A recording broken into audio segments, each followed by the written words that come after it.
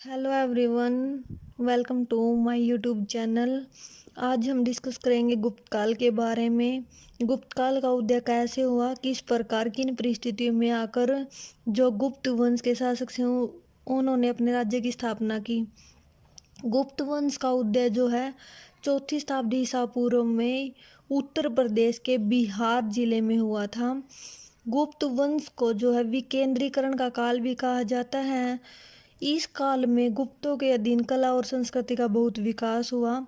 गुप्त काल को स्वर्ण युग की संज्ञा दी जाती है। गुप्त काल के बाद आता गुप्त वंश, जो कि इसका एक महत्वपूर्ण भाग था। मौर्य वंश का विघटन हो गया। गुप्त काल शुरू होने से पहले मौर्य साम्राज्य था। मौर्य साम्राज्य का विघटन हो गया तो जो भारत है, उत्तर भारत में कोई भी शक्तिशाली राज्य नहीं था, इसलिए विदेशियों ने आक्रमण किया। बैक्टीरियाई, यवन आए, इन्होंने अपना शासन स्थापित कर लिया। किंतु इसके बाद क्या हुआ, उत्तर भारत में एक शक्तिशाली राज्य का उदय हुआ और उस शक्तिशाली राज्य का नाम था गुप्त वंश। आगे आता है गुप्त वंश की स्थापना किसने की। गुप्त वंश का संस्थापक श्री गुप्त को माना जाता है और जो श्री गुप्त है उसकी जानकारी हमें मिलती है समुद्रगुप्त का प्रयाग प्रस्तीय अभिलेख से, कुमार गुप्त के बिलसन शतम लेख से, सकंद गुप्त के भीतरी शतम लेख से हमें जानकारी मिलती है कि गुप्त वंश की स्थापना श्री गुप्त ने की थी। जो श्री गुप्त शासक हुए हैं, जो कि गुप्त वंश के संस्थापक माने जाते हैं, उसको ऐतिहासिक पुरुष भी कहा जाता है।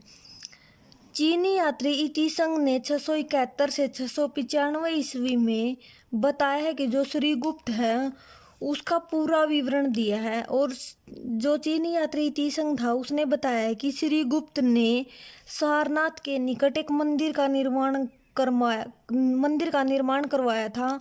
जब मंदिर का निर्माण करवाया तो उसने अपने 24 गांवों को दान दिया था जिसे मंदिर की स्थापना की जा सके। इसके बाद आता है गुप्त वंश का घटोत्कच शासक। सकंद गुप्त के सूफिया अभिलेख में हमें जानकारी मिलती है कि जो गुप्त वंश है उसकी स्थापना घटोत्कच ने की थी, किंतु वास्तविक संस्थापक तो श्री गुप्त को ही माना जाता है। श्री गुप्त के बाद आता है चंद्रगुप्त प्रथम, जो कि गुप्त वंश का महान शासक था, महान सम्राट माना जाता था। इसको महाराजा धीराज की उपाधि भी मिली थी अपने कार्यों के द्वारा। चंद्रगुप्त का विवाह है जो लिच्छवी वंश की कन्या कुमार देवी के साथ हुआ था। कुमार देवी से ही समुद्रगुप्त एक पुत्र की प्राप्ति हुई थी। चंद्रगुप्त प्रथम ने सिक्के चलवाए थे जो कि दो साइड से, एक साइड में तो लक्ष्मी का चित्र था और दूसरी तरफ चंद्रगुप्त और कुमार देवी, इन दोनों के चित्र अंकित किए गए थे।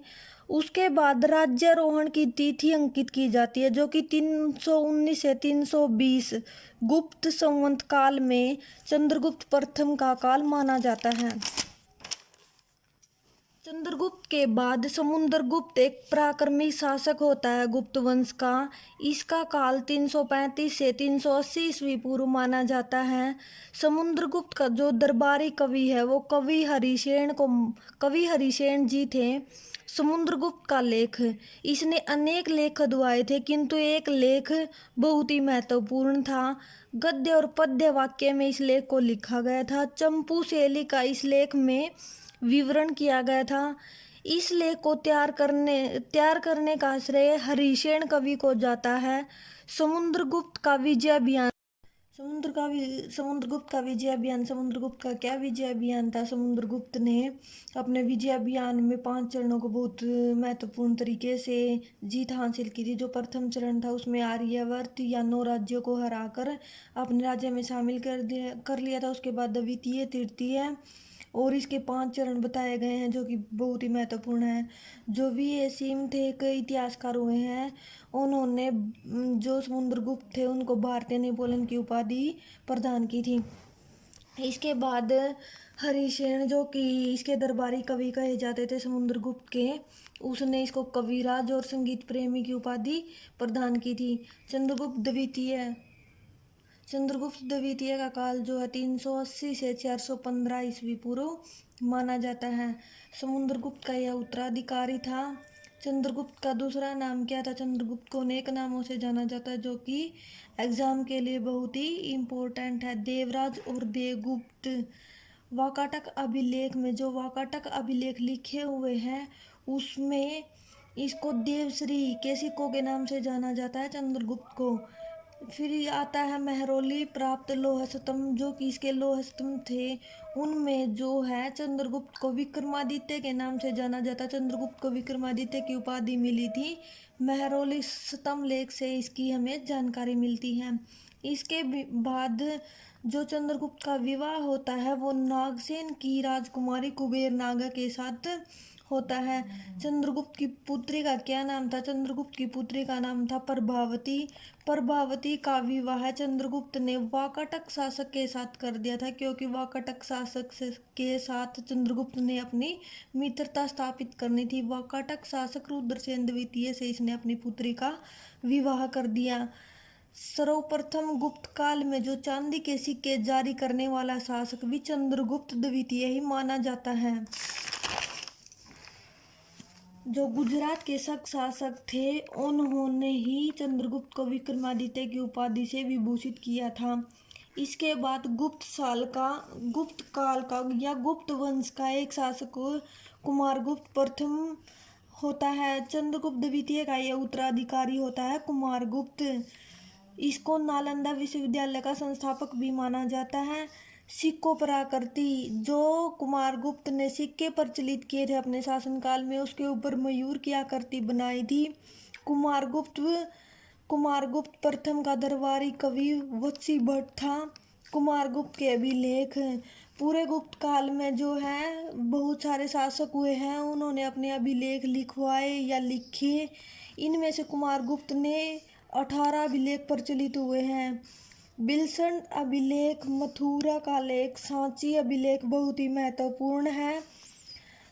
तुमेन, गढ़वा, मनुकवर और उदयगिरि मंदसौर ये अभिलेख कुमारगुप्त प्रथम के बहुत ही इम्पोर्टेंट बताए गए हैं।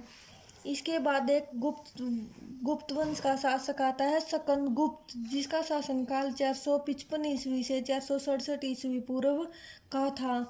स्कंदगुप्त की उपाधि स्कंदगुप्त को भी बहुत सी उपाधियों से विभूषित किया गया था। कहोम अभिलेख से हमें जानकारी मिलती है कि इसको शक्रादित्य की उपाधि धारण की गई थी।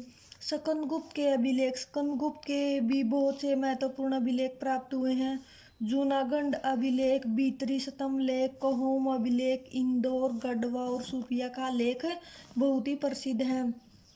इसके बाद भानुगुप्त आता है, जो कि गुप्त वंश का एक प्रसिद्ध शासक बताया है। भानुगुप्त का विवरण हमें ऐरण अभिलेख से मिलता है। ऐरण अभिलेख एक ऐसा अभिलेख था जिसे हमें सती प्रथा का पहला साक्ष्य मिला था। भी उस समाज में भी सती प्रथा प्रचलित थी, ऐसा हमें ऐरण अभिलेख से इसकी जानकारी मिलती है। इसके बाद जो गुप्त वंश के शासक हैं उसमें विष्णुगुप्त आता है। विष्णुगुप्त की जानकारी हमें पंचम दामोदरपुरम अभिलेख से मिलती है। उसके बाद इसका वेन्यगुप्त एक और उत्तराधिकारी होता है, जो कि गुप्त वंश का अंतिम शासक है। इसकी जानकारी हमें टोपरा अभिलेख से प्राप्त होती है।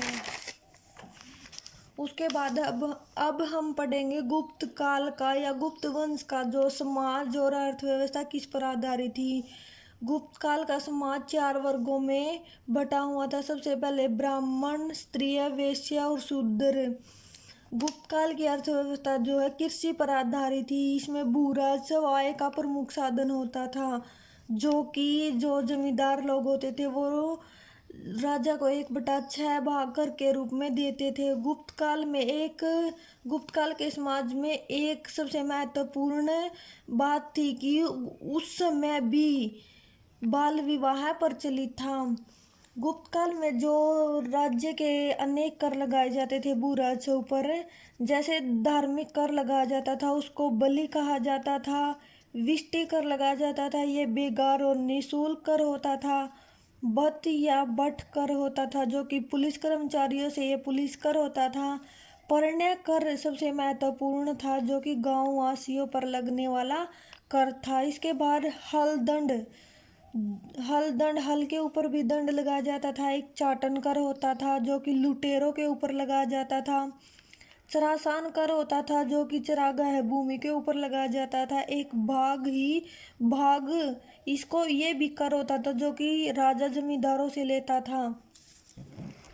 प्रशासन, जो गुप्त वंश था उसका प्रशासन भी 4 भागों में बटा हुआ था।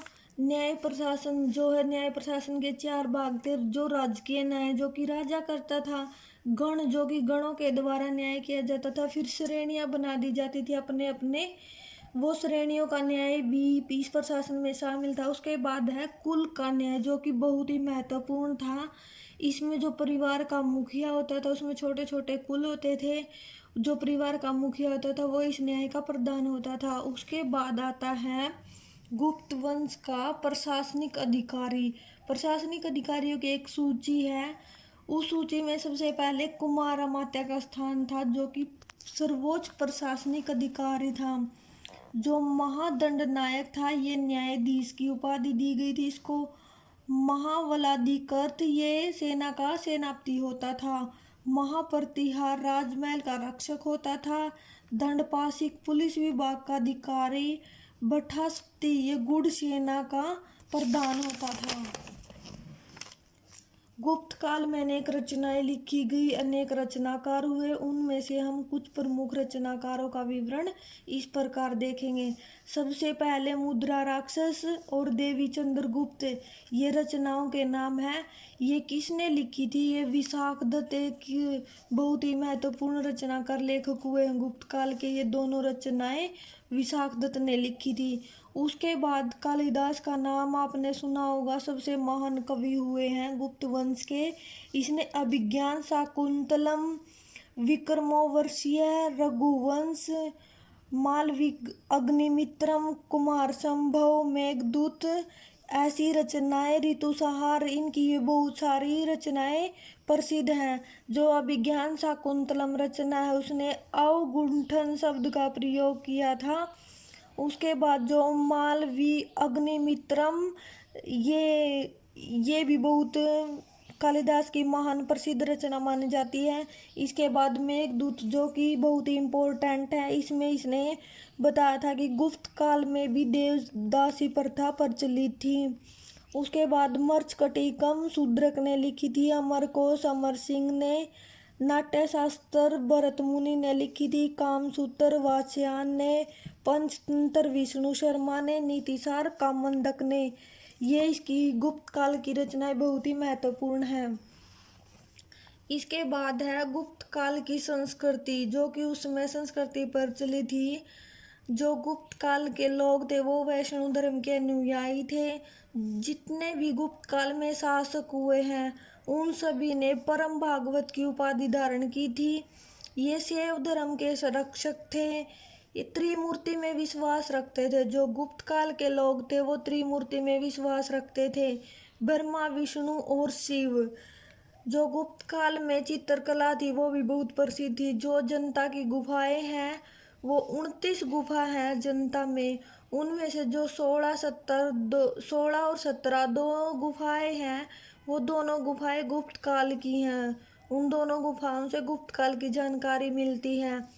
बौद्ध धर्म, ये गुफाएं थी बौद्ध धर्म से संबंधित थी और बौद्ध धर्म की एक शाखा से संबंधित थी, जो कि महायान शाखा से संबंधित थी। सारनाथ में मूर्ति कला का केंद्र बना हुआ था। इसके बाद हम पढ़ेंगे जो गुप्त काल में है वो व्यापार किस प्रकार होता था।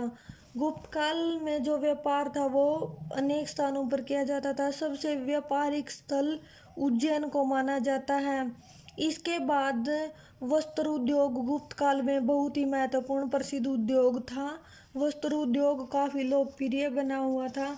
जो गुप्त काल में सोने के सिक्के प्राप्त हुए, हमें गुप्त काल से बहुत सारे सोने के सिक्के प्राप्त हुए हैं, उनको दिनार कहा गया है। गुप्त काल में जो व्यापार होता था उसके अनेक स्थल थे जो बहुत प्रसिद्ध थे। सबसे पहले बड़ोच, विदिशा, प्रयाग, पाटलिपुत्र, वैशाली, ताम्रलिप्ति, मथुरा, कौशाम्बी। Thank you.